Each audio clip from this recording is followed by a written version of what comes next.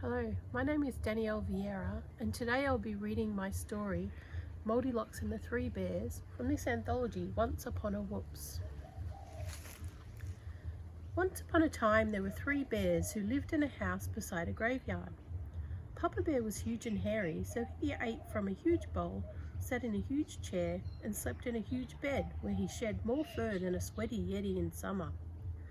Mama Bear was normal-sized and neat, so she ate from a normal-sized bowl, sat in a normal-sized chair, and slept in a normal-sized bed, which she made as soon as she got up each day. Baby Bear was small and sweet, so he ate from a small bowl, sat in a small chair, and slept in a small bed, where he cuddled his stuffed unicorn every night. One day, the bears made plain porridge for their breakfast and poured it into their bowls.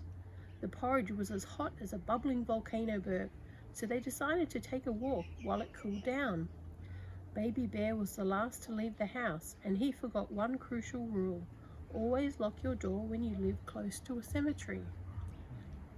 Not long after the bears had left, the air rattled with a spine-chilling scrape, thump, scrape.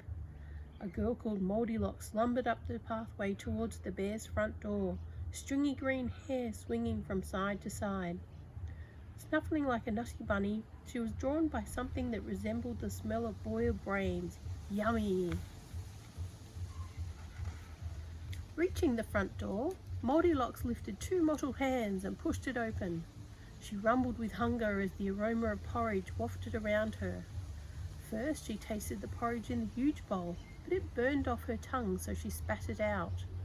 Next she tasted the porridge in the normal-sized bowl, but its chilliness made her shake so violently that one of her eyeballs slipped out and plopped into the bowl. Finally, she tasted the porridge in the small bowl, and it was just right. Moldilocks slurped up every last boiled brainy drop of porridge and tossed the bowl to the floor, where it smashed into jagged fragments. Having used her undead energy to dig out of her grave and drag herself to the bear's house, Moldilocks was a little tired. She prowled around and grunted with glee when she saw the bears' chairs. First, she sat in the huge chair, but it was too hard. It was as stiff as the wooden coffin that she had clawed out of. Next, she sat in the normal-sized chair, but it was too soft, like the mound of mushy mud that she had pushed through. Finally, she sat in the small chair, and it was just right. But as Moldilocks settled her bony bum into the chair, the base broke and sent her crashing to the ground. "Ah!" Moldilocks yelled, her limbs twisting in all directions. As she scrambled to stand up, she dug her ragged fingernails into the side of the huge chair. Then she banged her foot on the leg of the normal-sized chair. 3 toes popped off and skidded across the floor towards the remains of the small chair. She limped upstairs to find somewhere to rest. In a large room at the end of a hallway, she discovered 3 beds. First, she threw herself onto the huge bed, but a cloud of fur exploded from the sheets and made her sneeze. Then her nose snapped off and somersaulted through the air. Next, she threw herself onto the normal-sized bed, but it was so well made that she bounced right off and landed on the carpet with a thud. Finally, she threw herself onto the small bed, and it was just right. She wrapped her withered arms around the unicorn and went straight to sleep. By this time, the 3 bears thought that their porridge would be cool enough to eat, so they returned home to have their breakfast. Papa Bear noticed the tongue poking out of his bowl. "Someone's been nibbling at my porridge," he growled. Then Mama Bear examined her porridge and saw the eyeball staring back at her. "Someone's been nibbling at my porridge," she howled. Finally, Baby Bear found his bowl smashed on the floor. "Someone's been nibbling at my porridge and they've eaten it all up," he cried. Wondering who had invaded their home, the 3 bears began to scout around. Papa Bear spied scratch marks on his chair. "Someone's been sitting in my seat," he growled. Then Mama Bear spotted lumps of mud on her chair. "Someone's been sitting in my seat," she howled. Finally, Baby Bear picked up the pieces of his chair.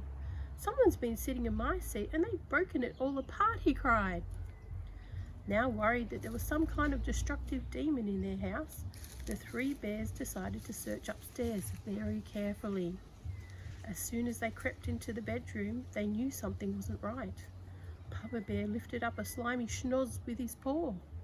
"Someone's been lying in my bed," he growled. Then Mama Bear glimpsed a wrinkle in her perfectly made bed. "Someone's been lying in my bed," she howled. Finally, Baby Bear ran over to his bed to check on his unicorn. "Someone's been lying in my bed and she's still here," he cried. The growling and howling of the first two bears sounded like a storm on a faraway sea, and Moldilocks continued to snore. But Baby Bear's shrill cry woke her up with a start. As the three bears closed in on Moldilocks, determined to rid their home of this evil zombie, she started to sob. "Please don't hurt me," Moldilocks begged, as she hugged the unicorn tight.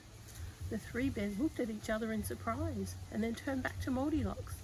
"Why did you break into our house?" demanded Papa Bear. "I've been so hungry and cold and lonely in my grave. I only wanted to eat our brains," Mama Bear squeaked. Moldilocks shook her head sadly, and grey flakes of skin fluttered onto the bed, to be happy again. Silence blanketed the room. Baby Bear watched as Moldilocks stroked the unicorn with gaunt fingers. He thought about the eyeball floating on Mama Bear's cold porridge, the toes nudging his crushed chair, and the nose sniffing about in Papa Bear's hairy bed. Then he started to laugh.